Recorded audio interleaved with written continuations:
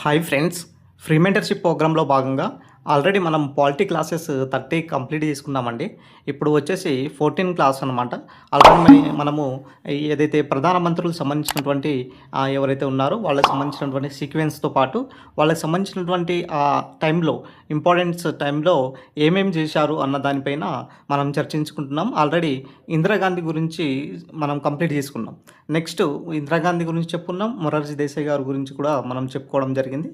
Next వచ్చేసి మనకు చరణ్ సింగ్ గురించి చెప్పుకోబోతున్నామండి. చరణ్ సింగ్ గురించి చెప్పుకునే ముందు ఒక చిన్న అనౌన్స్మెంట్ అండి. ఆల్రెడీ ఎవరైతే ప్రీవియస్ క్లాసెస్ ఎవరైతే చూడలేదో ఒకసారి చూసే ప్రయత్నం చేయండి. అన్నీ కూడా మన ప్లేలిస్ట్లో ఉంటాయి. అవి చూసిన తర్వాత మీకు ఇక్కడ వచ్చినట్లయితే మీకు అర్థమవుతుంది. సో ఇక్కడ చరణ్ సింగ్ కాలం కనుక చూసుకున్నట్లయితే 1979 నుంచి 1980 వరకు ఇతను ఇక్కడ ప్రధానమంత్రిగా కొనసాగించారనమాట. పార్లమెంటుకు విశ్వాస తీర్మానం ప్రతిపాదించినటువంటి మొదటి ప్రధాని ఎవరంటే చరణ్ సింగ్ అండి. సో ఓకేనా అండి.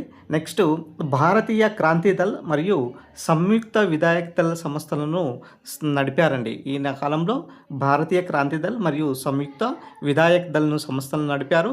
అదేవిధంగా విశ్వాస తీర్మానంను ప్రతిపాదించినటువంటి మొదటి ప్రధానమంత్రి ఎవరంటే చరణ్ సింగ్ గారు, గుర్తుపెట్టుకోండి. నెక్స్ట్ రాజీవ్ గాంధీ 1984 నుంచి 89 మధ్య పనిచేయడం జరిగింది. అదే చిన్న వయసులో ప్రధాని అయినటువంటి రాజీవ్ గాంధీ ప్రధానమంత్రి అయ్యారు. లోక్సభలో అత్యధిక స్థానాలు గెలుపొందిన ప్రధాని కూడా ఇతనే అండి. సో అప్పుడు నెక్స్ట్ దాదాపుగా 400 ప్లస్ 420 మధ్యలో ఎక్కువగా శాతాలు గెలుపొందినటువంటి ప్రధానమంత్రి అనమాట. ద ఛాలెంజ్ ఆఫ్ ఎడ్యుకేషన్ అనే నూతన విద్యా విధానాన్ని కూడా ఈయన స్థాపించడం జరిగింది. ఇతను బెకారీ హటావో నినాదాన్ని కూడా ఇచ్చారనమాట. బెకారీ హటావో అనే నినాదాన్ని ఇచ్చారు. సో ఇందిరాగాంధీ కాలంలో గరీబీ హటావో ఎట్లానో, సో ఇక్కడ రాజీవ్ గాంధీ కాలంలో బెకారీ హటావో నినాదాన్ని కూడా ఇచ్చారు. 1988లో 61వ సవరణ ద్వారా ఓటింగ్ వయోపరిమితిని ఇక్కడ తగ్గించడం జరిగిందండి. 21 నుంచి 18 సంవత్సరాలకు తగ్గించడం జరిగింది. ఎప్పుడు అంటే 1988 ఏ రాజ్యాంగ సవరణ అంటే 61వ రాజ్యాంగ సవరణ.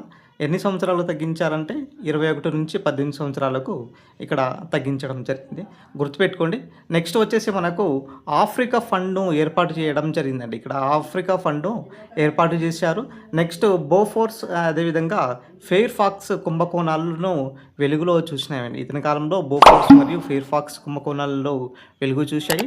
అదేవిధంగా పంచాయతీరాజ్ మరియు స్థానిక స్వపరిపాలన సంస్థలకు రాజ్యాంగ ప్రతిపత్తిని కల్పించటకు ఎల్ఎం సింఘ్వి కమిటీని కూడా ఏర్పాటు చేయడం జరిగింది. ఈయన కాలంలో పంచాయతీరాజ్ మరియు స్థానిక స్వపరిపాలన సంస్థలకు రాజ్యాంగ ప్రతిపత్తిని ఎప్పుడు కల్పించారంటే ఏ కమిటీ ప్రకారం కల్పించారంటే ఎల్ఎం సింఘ్వి కమిటీ ప్రకారము కల్పించడం జరిగిందనమాట. గుర్తుపెట్టుకోండి.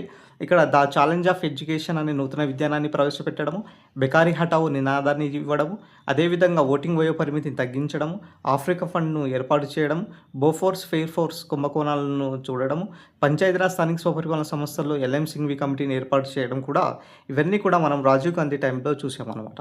నెక్స్ట్ వచ్చేసి విశ్వనాథ్ ప్రసాద్ సింగ్ గారు యాక్చువల్గా 1989 నుంచి 90 మధ్య పనిచేయడం జరిగింది. అవినీతికి వ్యతిరేకంగా జనమోర్చా అనే ఒక సంస్థను స్థాపించారండి. జనమోర్చా అనే సంస్థను ఎవరు స్థాపించారంటే విశ్వనాథ్ ప్రతాప్ సింగ్ గారు. నేషనల్ ఫ్రంట్ ప్రభుత్వానికి నేతృత్వం వహించారు. ఈయనే నేషనల్ ఫ్రంట్ ఏదైతే ఉన్నదో ప్రభుత్వానికి నేతృత్వం వహించారు. మండల్ కమిషన్ సిఫారసుల అమలుకు శ్రీకారం చుట్టారు ఇతనే. 1990లో అంతర్రాష్ట్ర కౌన్సిల్ని ఏర్పాటు చేయడం జరిగిందండి. 1990లో అంతర్రాష్ట్ర కౌన్సిల్ను ఏర్పాటు చేయడం జరిగింది. ఎన్నికల సంస్కరణల కోసం దినేష్ గోస్వామి కమిటీని కూడా ఏర్పాటు చేయడం జరిగింది. అడుగుతారండి రేపు క్వశ్చన్, ఎన్నికల సంస్కరణల కోసం ఏ కమిటీని ఏర్పాటు చేయడం జరిగింది అంటే దినేష్ గోస్వామి కమిటీ ఏర్పాటు చేయడం జరిగింది. అంతర్రాష్ట్ర కౌన్సిల్ను ఎప్పుడు ఏర్పాటు చేయడం జరిగింది అంటే 1990లో ఇక్కడ అంతర్రాష్ట్ర కౌన్సిల్ని కూడా ఏర్పాటు చేయడం జరిగింది. బోఫోర్స్ ఫెయిర్ ఫాక్స్ ఏదైతే కుంభకోణాలు ఉన్నాయో దానికి వ్యతిరేకంగా రాజీవ్ గాంధీ ప్రభుత్వం నుండి వైదొలిగారు. సో ఇతని సంబంధించినటువంటి మోస్ట్ ఇంపార్టెంట్ అండి విశ్వనాథ్ ప్రతాప్ సింగ్ గారు. అవినీతికి వ్యతిరేకంగా జనమోర్చా అనే సంస్థను స్థాపించడము, నేషనల్ ఫ్రంట్ ప్రభుత్వానికి నేతృత్వం వహించడము, మండల్ కమిషన్ సిఫారసు అమలుకు శ్రీకారం చుట్టడము, 1990లో అంతరాష్ట్ర కౌన్సిల్‌ను ఏర్పాటు చేయడం, ఎన్నికల సంస్కరణల కోసం దినేష్ గోస్వామి కమిటీని ఏర్పాటు చేయడం, అదేవిధంగా బోఫోర్స్ ఫెయిర్ ఫాక్స్ కుంభకోణాలకు సంబంధించినటువంటి వ్యతిరేకంగా వస్తుంటే రాజీవ్ గాంధీ ప్రభుత్వం నుండి వైదొలిగారు. సో, ఇవన్నీ కూడా చాలా మోస్ట్ ఇంపార్టెంటు. అదేవిధంగా ఈ విశ్వనాథ్ ప్రతాప్ సింగ్ గారి టైంలోనే ఎస్సీ, ఎస్టీకి సంబంధించినటువంటి అట్రాసిటీ చట్టం ఏదైతే ఉన్నదో దాన్ని ప్రవేశపెట్టారు. ఎప్పుడు ఈ చట్టం ప్రవేశపెట్టారంటే 1989లో ఎస్సీ, ఎస్టీకి సంబంధించినటువంటి అట్రాసిటీ చట్టంను ప్రవేశపెట్టడం జరిగింది. ఇక నెక్స్ట్ ఇంపార్టెంట్ వచ్చేసి మనకు చంద్రశేఖర్ గురించి. భారత రాజకీయాల్లో యంగ్ టార్క్‌గా ఇతను పిలువబడ్డారనమాట. భారతదేశం రాజకీయ పాదయాత్రలకు శ్రీకారం చుట్టింది ఫస్ట్ ఇతనే అండి. ఏదైతే పాదయాత్రలు చేస్తున్నారో అప్పట్లో మరి చంద్రశేఖర్ గారు ఇక్కడ ఇట్లా చేయడం జరిగిందనమాట. నెక్స్ట్ పివి నరసింహారావు గారు మోస్ట్ ఇంపార్టెంట్ కనుక చూసుకున్నట్లయితే భారత్‌లో ఆర్థిక సంస్కరణలను ప్రవేశపెట్టింది పివి నరసింహారావు గారే. ఈయన లుక్ ఈస్ట్ పాలసీని ప్రవేశపెట్టారండి. లుక్ ఈస్ట్ పాలసీని ప్రవేశపెట్టారు. అదేవిధంగా దేశ్ బచావో దేశ్ బనవో అనే నిదానాన్ని కూడా ఇచ్చారు. బహుభాష కోవిదులు ఇతను. ద ఇన్స్పైడర్ గ్రంథ రచయిత కూడా ఈయనే అనమాట. సో, ఇతని కాలంలో ఆర్థిక సంస్కరణలు ఒకటి, దేశ్ బచావో దేశ్ బనావో అనే నినాదం ఇచ్చేడు ఒకటి, బహుభాష కోవిదులు, అదేవిధంగా ద ఇన్స్పైడర్ గ్రంథ రచయిత కూడా పివి నరసింహారావుకి సంబంధించినటువంటి ఇంపార్టెంట్.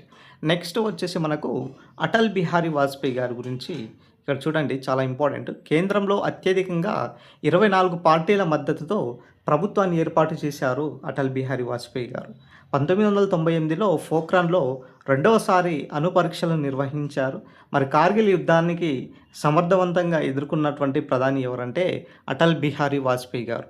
ఓకేనా అండి. 1998లో పోఖ్రాన్‌లో రెండవసారి అణు పరీక్షలు నిర్వహించారండి.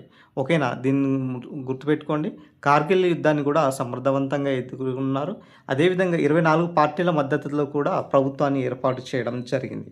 ఇది చాలా ఇంపార్టెంట్. ఇక నెక్స్ట్ కనుక చూసుకున్నట్లయితే దేవేగౌడ గురించి మనం చర్చించుకుంటున్నాం. యాక్చువల్గా దేవేగౌడ గారు 1996 నుంచి 97లో ఇక్కడ పనిచేయడం జరిగింది. కాంగ్రెస్ మద్దతుతో ప్రభుత్వం నిర్వహించారు ఇతను. అదేవిధంగా విశ్వాస తీర్మానం ద్వారా ఓడిపోయి అధికారం కోల్పోయినటువంటి ప్రధాని కూడా ఇతనేనండి, దేవేగౌడ గారే. విశ్వాస తీర్మానం ద్వారా ఓడిపోయారు. తర్వాత విశ్వాస తీర్మానం ద్వారా అధికారం కోల్పోయినటువంటి ప్రధాని ఎవరంటే దేవేగౌడ గారు. నెక్స్ట్ మనకు ఐకే గుజరాయిల్ గురించి మనం చర్చించుకుంటున్నామండి. యాక్చువల్గా ఐకే గుజరాయిల్కి సంబంధించినటువంటి చూసుకున్నట్లయితే దేవేగౌడ ప్రభుత్వ పతనాంతరము యునైటెడ్ ఫ్రంట్ ప్రభుత్వానికి నేతృత్వం వహించింది ఎవరంటే ఐకే గుజరాయిల్ గారండి. దేవేగౌడ ప్రభుత్వం ఏదైతే పతనాంతరం అయిన తర్వాత యునైటెడ్ ఫ్రంట్ ప్రభుత్వాన్ని నేతృత్వం వహించింది ఎవరంటే ఐకే గుజరాయిల్ గారు ఇక్కడ ఉండటం జరిగింది.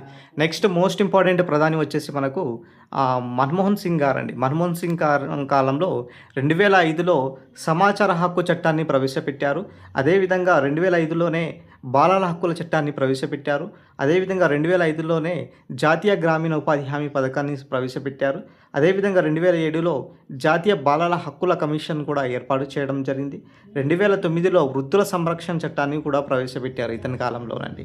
సో, చాలా మోస్ట్ ఇంపార్టెంట్. నెక్స్ట్ చూసుకున్నట్లయితే 2009లో కైకళ్ళకి విద్యా హక్కు చట్టాన్ని కూడా ప్రవేశపెట్టడం జరిగింది. ఇక్కడ 2005లో సమాచార హక్కు చట్టాన్ని, అదేవిధంగా 2007లో జాతీయ బాలల హక్కుల కమిషన్ని ఏర్పాటు చేయడం జరిగింది. 2009లో వృద్ధుల సంరక్షణ చట్టము, 2009లో విద్యా హక్కు చట్టాన్ని కూడా ఇక్కడ ప్రవేశపెట్టడం జరిగింది. ఇక్కడ నెక్స్ట్ కనుక చూసుకున్నట్లయితే మోస్ట్ ఇంపార్టెంట్ 2013లో లోక్పాల్ వ్యవస్థను ప్రవేశపెట్టారండి. 2013లో లోక్పాల్ వ్యవస్థను అమెరికాతో 123 అణు ఒప్పందాలు 123 అణు ఒప్పందం జరిగింది ఇక్కడే. అదేవిధంగా 2006లో ఇక్కడ మనకు మోస్ట్ ఇంపార్టెంట్ చూడొచ్చు, మైనార్టీ సంక్షేమంపై రాజేంద్ర సచార్ కమిటీని ఏర్పాటు చేయడం జరిగింది. ఎవరి కాలంలో అంటే మన్మోహన్ సింగ్ గారి కాలంలోని. 2005లో సమాచార హక్కు చట్టాన్ని ప్రవేశపెట్టడం, జాతీయ బాలల హక్కుల చట్టాన్ని ప్రవేశపెట్టడం, జాతీయ గ్రామీణ ఉపాధి హామీ పథకాన్ని ప్రవేశపెట్టడం. సో, ఇవన్నీ కూడా మనకు చూస్తూనే ఉన్నాం ఇతని కాలంలో. నెక్స్ట్ 2007లో జాతీయ బాలల హక్కుల కమిషన్ ఏర్పాటు చేయడం, అదేవిధంగా 2009లో వృద్ధుల సంరక్షణ చట్టాన్ని ఏర్పాటు చేయడం, 2009లో విద్యా హక్కు చట్టాన్ని ప్రవేశపెట్టడం, అదేవిధంగా 2013లో లోక్పాల్ వ్యవస్థను ప్రవేశపెట్టారండి. 2013లో లోక్పాల్ వ్యవస్థను ఇక్కడ ప్రవేశపెట్టడం జరిగింది. నెక్స్ట్ మోస్ట్ ఇంపార్టెంట్ మనకు నరేంద్ర మోదీ గారు సో, ఇప్పుడు కూడా ప్రస్తుతం కొనసాగుతున్నటువంటి ప్రధాని. మరి జాతీయ ప్రణాళిక సంఘం యొక్క పేరును నీతి ఆయోగ్‌గా మార్చడం జరిగింది. మరి బేటీ బచావో, బేటీ పడావో అనే నినాదం కూడా ఈయన కాలంలోనే ఇవ్వడం జరిగింది. నేషనల్ డెమోక్రటిక్ అలయన్స్ కూటమికి సంబంధించినటువంటి ప్రభుత్వానికి ఇతను నేతృత్వం వహించడం జరిగింది. సో, దాంతో పాటు మరికొన్ని ఉప ప్రధానాలకు సంబంధించినటువంటి ఇంపార్టెంట్ గనుక చూసుకున్నట్లయితే, యాక్చువల్‌గా భారత రాజ్యాంగంలో ఉప ప్రధాని పదవికి సంబంధించినటువంటి గురించి ఎక్కడా ప్రస్తావన లేదండి. ఓకేనా? నెక్స్ట్ ఉప ప్రధానులు గనుక సీక్వెన్స్ గనుక చూసుకున్నట్లయితే, ఫస్ట్ ఉప ప్రధానమంత్రిగా చేసింది ఎవరంటే సర్దార్ వల్లభాయ్ పటేల్ గారు. నెక్స్ట్ మొరార్జీ దేశాయ్ గారు పనిచేయడం జరిగింది. నెక్స్ట్ ఇక్కడ చరణ్ సింగ్ గారు పనిచేయడం. నెక్స్ట్ జగజీవన్ గారు పనిచేయడం జరిగింది. తర్వాత ఫిఫ్త్ ప్రధానమంత్రిగా యశ్వంతరావు బలవంతరావు గారు ఇక్కడ పనిచేయడం జరిగింది. నెక్స్ట్ ఇక్కడ చౌదరి దేవిలాల్ గారు పనిచేయడం జరిగింది.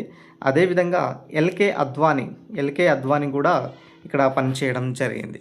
సో, గుర్తుపెట్టుకోండి, ఫస్ట్ సర్దార్ వల్లభాయ్ పటేల్ గారు, తర్వాత మొరార్జీ దేశాయ్ గారు, తర్వాత చరణ్ సింగ్ గారు, తర్వాత జగజీవన్ గారు, బలవంతరాయ్ చౌహాన్ గారు, చౌదరి దేవిలాల్ గారు, ఎల్కే అద్వానీ గారు. ఇవి మనకు ఉప ప్రధానులకు సంబంధించినటువంటి సీక్వెన్స్. నెక్స్ట్ కేంద్ర మంత్రి మండలి నిర్మాణం ఏ విధంగా ఉంటుంది? యాక్చువల్‌గా భారత్‌లో పార్లమెంటరీ తరహా ప్రభుత్వాన్ని అనుసరిస్తున్నామండి. సో, దీనికి అధ్యక్షుడు ఎవరంటే ప్రధాని అధ్యక్షత ఉంటారు. దాంతోపాటు మంత్రిమండలి వాస్తవిక అధికారిగా పనిచేయడం జరుగుతుంది. యాక్చువల్‌గా మంత్రి మండలికి సంబంధించినటువంటి 3 సంబంధించినటువంటి మంత్రులు ఉంటారు. ఒకటి కేబినెట్ మంత్రులు, 2 సహాయ మంత్రులు, మూడోది వచ్చేసి డిప్యూటీ మంత్రులు ఉంటారు. కేంద్ర మంత్రి మండలికి సంబంధించినటువంటి నిర్మాణం కేబినెట్ మంత్రులు, సహాయ మంత్రులు, డిప్యూటీ మంత్రులు ముగ్గురు ఉంటారు. మరి కేబినెట్ మంత్రులు అంటే ఏమిటంటే, ప్రభుత్వంలో కీలక శాఖలు నిర్వహించే మంత్రులు కేంద్ర క్యాబినెట్ హోదా కలిగి ఉంటారు. కే కే క్యాబినెట్ మంత్రులు అంటే ఎవరండి? ప్రభుత్వంలో కీలక శాఖలు నిర్వహించేటటువంటి మంత్రులను క్యాబినెట్ మంత్రులు అంటారు. మరి సహాయ మంత్రులు అంటే సహాయంగా వ్యవహరించే వారును సహాయ మంత్రులు అంటారు. డిప్యూటీ మంత్రులు అంటే వీరు పూర్తిగా క్యాబినెట్ మరియు రాష్ట్ర మంత్రులకు సహాయకులుగా ఉంటారు. డిప్యూటీ మంత్రులు సహాయకులు అంటే వీళ్ళు కూడా సహాయంగానే ఉంటారన్నమాట. వీరు కేవలం ఏదైనా ప్రత్యేక సందర్భంలో మాత్రమే మంత్రివర్గ సమావేశానికి హాజరవుతారు. ఎవరంటే డిప్యూటీ మంత్రులు. మేజర్గా ఇంపార్టెంట్ ఎవరంటే క్యాబినెట్ మంత్రులు. ఇప్పుడు సంబంధించినటువంటి ఇంపార్టెంట్. ఇదే మనకి ఈరోజు సంబంధించినటువంటి అన్ని ప్రధాన మంత్రులకు సంబంధించినటువంటి ఇంపార్టెంట్.